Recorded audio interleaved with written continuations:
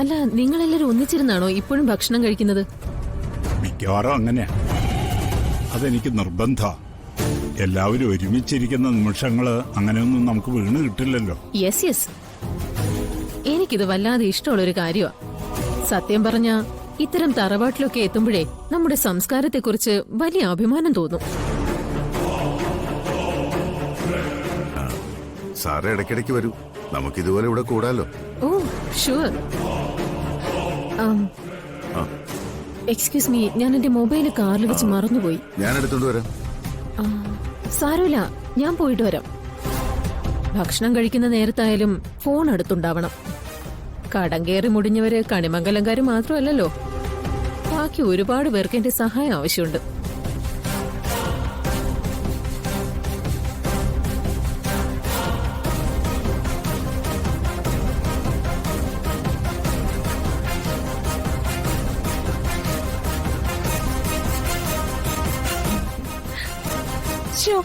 Sarah മാഡത്തിന്റെ പെരുമാറ്റം എത്ര സിമ്പിളാ അല്ലേ ചെറിയമേ?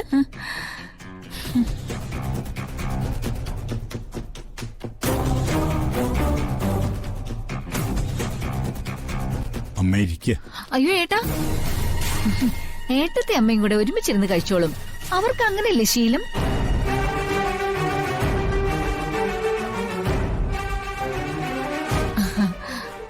അതാവുമ്പോ അവർക്ക് മിണ്ടിയും പറഞ്ഞൊക്കെ ഇരുന്ന് കഴിക്കാലോ.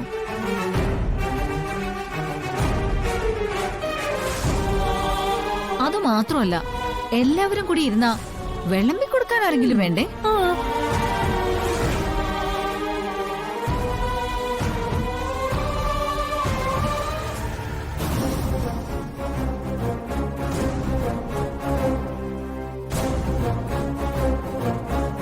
ആ സാറാ മേഡത്തിന് വിളമ്പി കൊടുക്കും.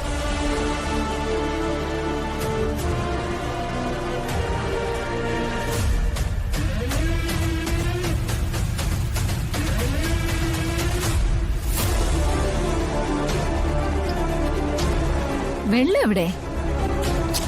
ഇതെന്താ വെള്ളമൊക്കെ എടുത്തു വെക്കാൻ ഇത്ര താമസം?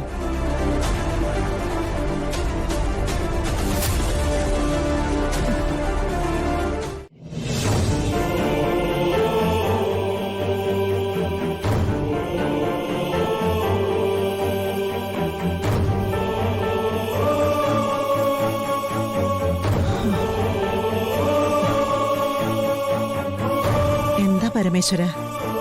ഒന്നുമില്ല അമ്മേ. നീ വന്നത് എന്തിനാണെന്ന് എനിക്കറിയാം. ഡൈനിങ് ടേബിളിൽ നടന്ന സംഭവത്തിൽ എനിക്ക് എന്തെങ്കിലും സങ്കടം ഉണ്ടോന്ന് അറിയാനല്ലേ. നിനക്കോ പത്മിനിക്കോ എന്താണോ മനസ്സിലുള്ളത് അതേ ഉള്ളൂ എനിക്ക്. പണം തന്ന് രക്ഷിച്ചവർക്ക് അത്യാവശ്യം സ്വാതന്ത്ര്യമൊക്കെ എടുക്കാനുള്ള അവകാശമുണ്ട്. പക്ഷേ ഒരു പരിധിയില്ലേ. അമ്മേ സർവന്റ് എന്നൊക്കെ വിളിക്കാന്ന് പറഞ്ഞ. ഓ, അവര് പുറത്തു നിന്ന് വന്നതല്ലേ. അകത്തുള്ളവരും ഡൈനിങ് ടേബിളിൽ ഉണ്ടായിരുന്നല്ലോ. ബോധപൂർവം അമ്മേ.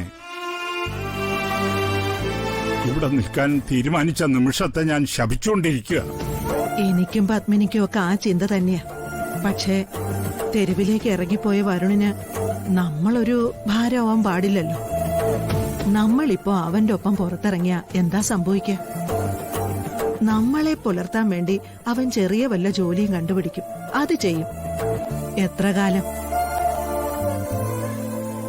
ജീവിതം അവസാനിക്കും വരെ അത് തന്നെയായിരിക്കും. ഇതിപ്പോ അവന് വലിയ വലിയ കാര്യങ്ങൾ ചിന്തിക്കാനുണ്ട്. അവൻ ചിന്തിക്കട്ടെ. അതുവഴി മുന്നോട്ട് പോട്ടെ. നമുക്കിതൊക്കെ അവന് വേണ്ടി സഹിക്കാം. അമ്മയെ കൊണ്ട് ജോലി എടുപ്പിച്ചല്ലേ? ആ, അതെന്റെ ശരീരം കൂടുതൽ തടിവെക്കണ്ടെന്ന് പറഞ്ഞു ഉർവശി. ഉർവശിക്ക് പറയാനറിയാം അമ്മയ്ക്ക് സങ്കടങ്ങൾ ഒളിപ്പിക്കാൻ. കണക്ക് തീർക്കൽ മാത്രമാണ് അവരുടെ ഉദ്ദേശം. ചത്തു വീഴുന്നതും കാത്തിരിക്കുന്ന കഴുകന്മാർ. വീണതും അവർ കൊത്തിക്കീറാൻ തുടങ്ങി. അത്രേ ഉള്ളൂ. പരമേശ്വര, പ്രതീക്ഷിക്കാത്തത് പലതും കൺമുന്നിൽ കാണേണ്ടി വരും എന്ന് ഞാൻ മനസ്സിൽ ഉറപ്പിച്ചിട്ടുണ്ട്. അപ്പൊ പിന്നെ ഇതൊക്കെ നമ്മളെ വേദനിപ്പിക്കോടാ. പോട്ടെ, എന്താണെന്ന് വെച്ചാ ചെയ്തോട്ടെ. കുടുംബം നശിപ്പിച്ചത് ഞാനല്ലേ അമ്മേ? കടങ്ങൾ വരുത്തിയത് ഞാനല്ലേ? വരുണിനെ വീട്ടിൽ നിന്ന് പുറത്താക്കേണ്ടി വന്നപ്പോ അവസാന തീരുമാനം വന്നത് എന്റെ നാവിന്നല്ലേ? എന്നെ ശിക്ഷിച്ചോട്ടെ, അമ്മയോടിങ്ങനെ. നീ അതൊന്നും ഓർത്ത് വിഷമിക്കല്ലേ. ഇപ്പൊ അവരുടെ സമയാ. സാറ മേഡം കൊണ്ടുവന്ന ഭാഗ്യം അവരുടെ കൂടെ ചേർന്ന നിമിഷമാ. എടാ, ജയിച്ചവർക്ക് കുറച്ചു നേരം ആഹ്ലാദിക്കാൻ വിട്ടുകൊടുക്കണം. അല്ല, ഭക്ഷണം കഴിച്ച ഉടനെ തന്നെ മാഡം പോവാണോ? എനിക്ക് 1-2 പ്രോഗ്രാംസ് തീർക്കാനുണ്ട്. മാത്രമല്ല, ഇന്ന് ഹോട്ടൽ ഗിന്നസിൽ ഒരു നൈറ്റ് പാർട്ടി ഉണ്ട്.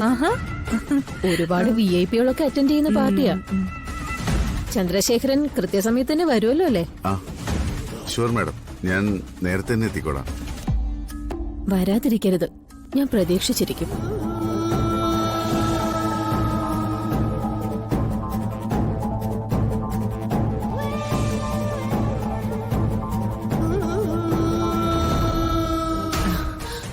ഓക്കെ ഉർവശി, ഓക്കെ കൽപ്പന. ഭക്ഷണം നന്നായിരുന്നു കേട്ടോ. എന്റെ ഈ സഞ്ചാരത്തിനിടയിൽ വീടുകളിൽ നിന്ന് വല്ലപ്പോഴും ഭക്ഷണം കഴിക്കാൻ പറ്റുന്നത്. അതും ഇത്രയും നല്ലൊരു കുടുംബാന്തരീക്ഷത്തിൽ. I am really happy. എന്നാ ഞാൻ ഇറങ്ങട്ടെ. ഓക്കെ. ഒരു മാഡം.